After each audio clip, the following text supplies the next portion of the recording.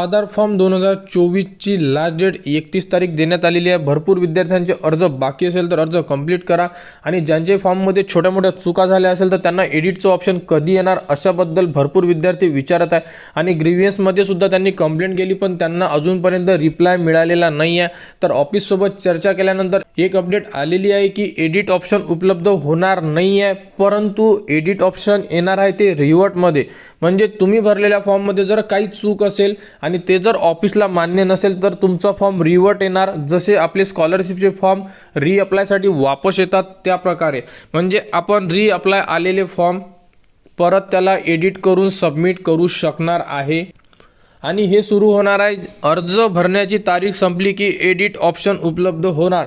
तर तोपर्यंत विद्यार्थ्यांच्या जर छोट्या मोठ्या चुका असतील आणि एडिट होत नसेल तर फॉर्म सबमिट करून तुमच्या ऑफिसला सबमिट करा, जेणेकरून तुमचा फॉर्म ऑनलाईनमध्ये सबमिट होणं गरजेचं आहे। कारण 31 तारखेनंतर डेट वाढणार नाही आहे। मी परत सांगतो 31 तारखेनंतर डेट वाढणार नाही आहे। ऑफिसकडून डायरेक्ट इंटिमेशन दिलेलं आहे की आता डेट वाढणार नाही आहे। त्यामुळे ऑनलाईनमध्ये फॉर्म भरून ठेवणं तुम्हाला अतिशय गरजेचं आहे।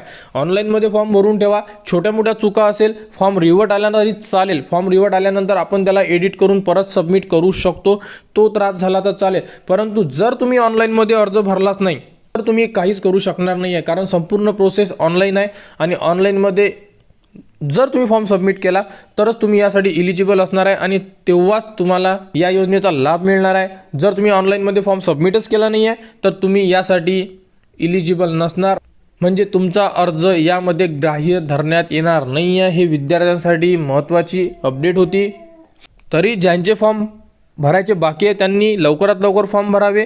ज्यांच्या फॉर्ममध्ये थोड्याशा चुका झालेल्या असेल त्याने घाबरून जायचं नाही। फॉर्म तुम्ही तुमच्या ऑफिसला सबमिट करा। जर ऑफिस घेत नसेल तर ऑफिस जे सांगेल ते करणं गरजेचं आहे आणि वेट करा। 31 तारखेनंतर ऑप्शन उपलब्ध झालं की तुम्हाला त्याबद्दलची अपडेट देण्यात येईल। जर त्या अगोदर जर कोणतं ऑप्शन आलं किंवा कोणती अपडेट आली तर तीसुद्धा तुम्हाला आपल्या Telegram channel, WhatsApp channel, YouTube channel सर्व याच्यावर तुम्हाला अपडेट देण्यात येत आहे। कारण कोणतेही विद्यार्थी कुठेही कनेक्ट असेल तर त्याला ती अपडेट मिळणं गरजेचं आहे। कारण एकूण एक अपडेट अतिशय महत्त्वाचे आहे स्वाधारबद्दल, कारण 31 तारखेनंतर डेट वाढणार नाही आहे। स्वाधारबद्दल ही एक इम्पॉर्टंट अपडेट होती। भरपूर विद्यार्थी विचारत होते।